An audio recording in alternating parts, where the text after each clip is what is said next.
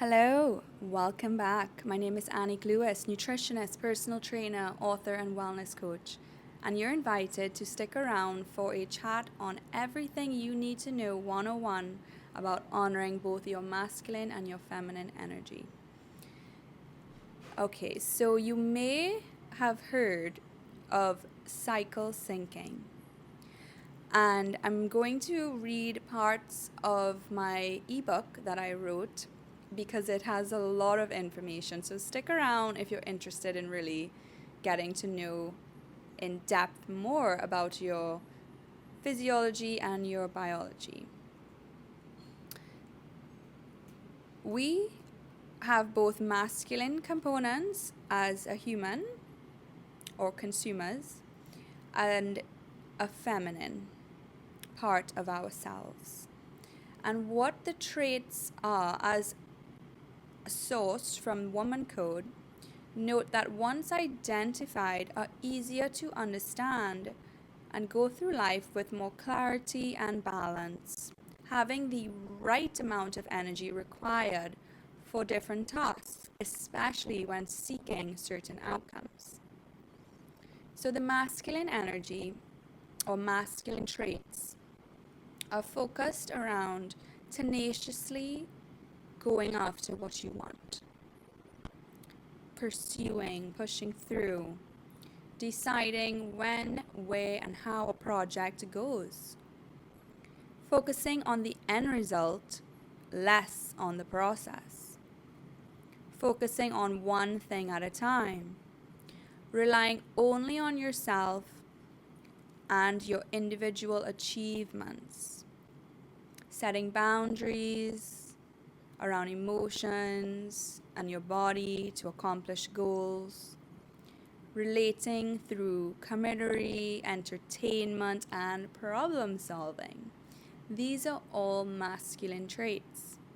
It is very normal and healthy that regardless if you are biologically male or female, that you embody or have the ability to operate with this sort of behavior and traits alongside or with the feminine characteristics, which include magnetically attracting what you want, holding the space for projects to develop at their natural pace, enjoying the process of creation independent of the end result, seeing the bigger picture, multitasking on many aspects of life,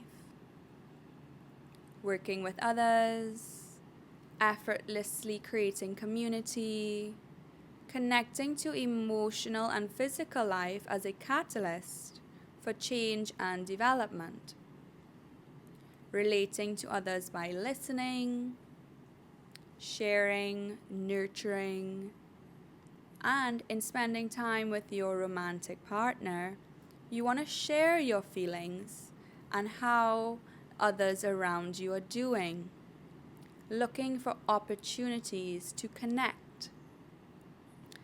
Many of people get out of balance focusing on valuing one type over the other. In most instances, I have found that women who have experienced hormonal breakdowns with fibroids, infertility, miscarriages,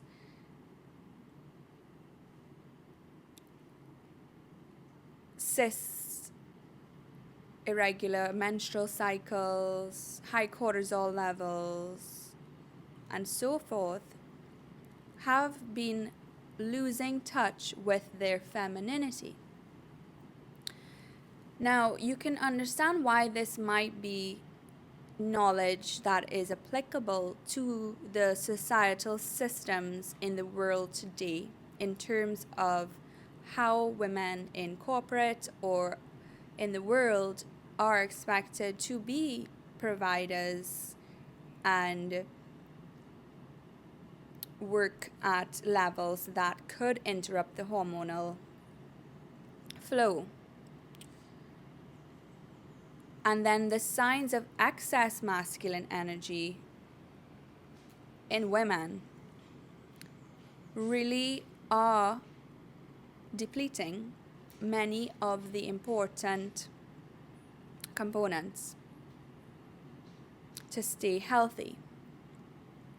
So signs of excess masculine energy in women include feeling significant disconnection from your emotions and sensations, locating a sense of self-worth outside from yourself based on material success in the world and the opinion of others, finding it difficult to give and receive nurturing and intimacy, including pleasure during sex with your spouse, having fewer verbal skills for building deep connection with relationships with your family and friends and romantic partners, being unable to fully get projects up and off the ground the way that you envision them, feeling totally unsupported as a woman. In time with your romantic partner, you discuss that you want to talk about what you've accomplished, and most masculines cannot connect with that. So it drives the stress further and further. So those are signs of excess masculine energy in women. So once you can acknowledge these components of operating in the human self, we begin to open the mind of figuring out how do we balance both the feminine parts of ourselves with the masculine parts of ourselves, and in a way that creates balance and is good for our health. There are ways to meditate on this. In practical terms, you may notice that there are men in this world who are a bit more feminine and some women who are a bit more masculine. Now,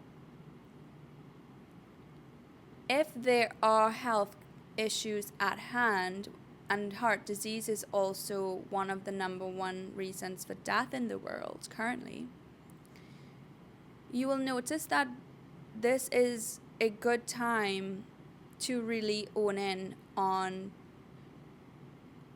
a review to see if anything is off balance, and maybe some shifts are required to be made to be more in sync with your goals. So a way to start with this is by cleaning up your inner dialogue, which is key for weight management and mindfulness and the works. So you want to speak to yourself more in the language of, I am thankful for doing my best and showing up in this world with a positive radiance. I love the light and the dark within me. I am wonderful. I'm relaxed and easygoing, which is a contrast totally opposite of a conversation that sounds like, I'm such a fat pig. I can't believe I ate that.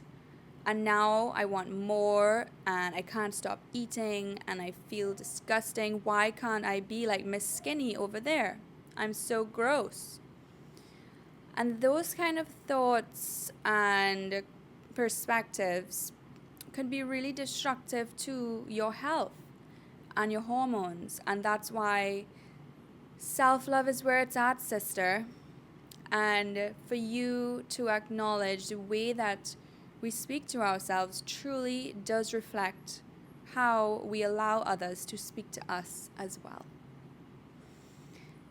I hope this helps as a good introduction. We're going to chat more about cycle syncing. Stick around. There's so much to learn here, and I'm so happy you joined me. Remember to like, share, and subscribe if you feel like this video can help someone, or if you have a friend who would like to buy my book.